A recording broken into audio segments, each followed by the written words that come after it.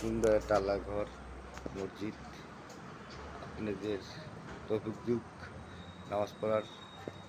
আপনারা ভালো থাকবেন ইনশাআল্লাহ। এখনো কাজ চলতেছে, মসজিদটা অনেক সুন্দর। দেখেন সবাই মসজিদ থেকে বাইর হচ্ছে, সবাই মসজিদ থেকে বাইর হচ্ছে। দেখেন মসজিদটা এখনো কাজ চলতেছে।